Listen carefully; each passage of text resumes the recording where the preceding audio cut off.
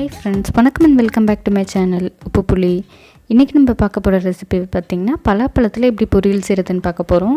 இந்த ரெசிபி பலா பிஞ்சில் செஞ்சால் உங்களுக்கு நல்ல டேஸ்ட்டாக இருக்கும். இது கிட்டத்தட்ட உங்களுக்கு ஒரு கறி மாதிரியே ஒரு டேஸ்ட் இருக்கும்.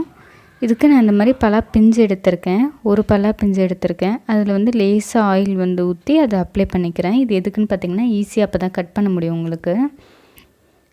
அதே மாதிரி அந்த கட் பண்ணுற அந்த கத்திலையும் கொஞ்சமாக எண்ணெய் தடவிருக்கேன். இப்போ ஈஸியாக உங்களுக்கு இறங்கும் கீழே. பலா பிஞ்சே உங்களுக்கு ஒரு நல்ல ஒரு டேஸ்ட் இருக்கும். கிட்டத்தட்ட மீட் மாதிரியே உங்களுக்கு ஒரு டேஸ்ட் இருக்கும். இப்போ இதை ஈஸியாக கட் பண்ண வரும் உங்களுக்கு. ரவுண்ட் ரவுண்டாக கட் பண்ணிக்கோங்க. நான் இதை ரவுண்ட் ரவுண்டாக நல்லா கட் பண்ணிக்கிறேன்.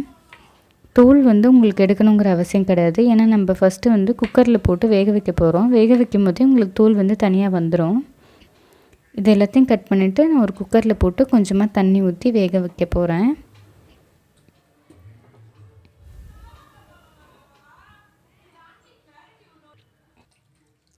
இதுக்கு தேவையான அளவு தண்ணி நான் ஊற்றிக்கிறேன். ஊற்றிட்டு இதை மூடி போட்டு குக்கரை ஒரு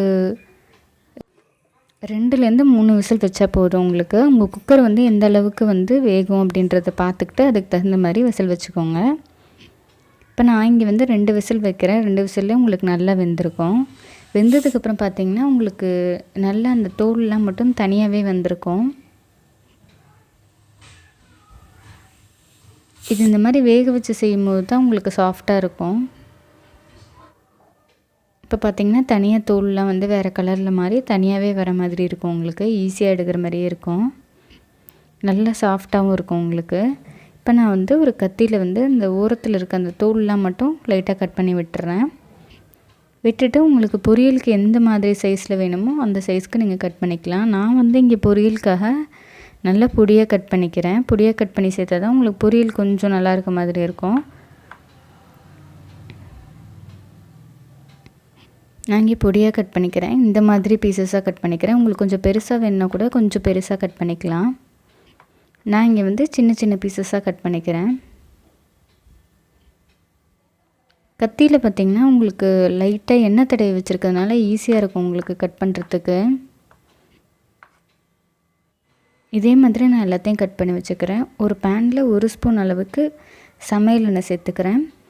1/2 ஸ்பூன் அளவுக்கு கடுகு, 1/2 ஸ்பூன் உளுந்து சேர்த்துக்கிறேன். ரெண்டுமே நல்லா பொரியணும்.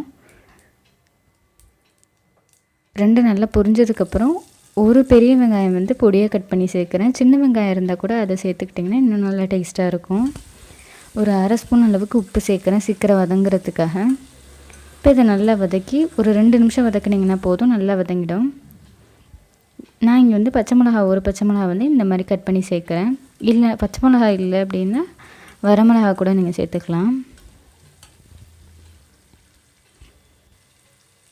இப்போ கொஞ்சமாக கறிவேப்பிலையில் சேர்க்குறேன். சேர்த்துட்டு இதையும் நல்லா வதக்கி விடுறேன்.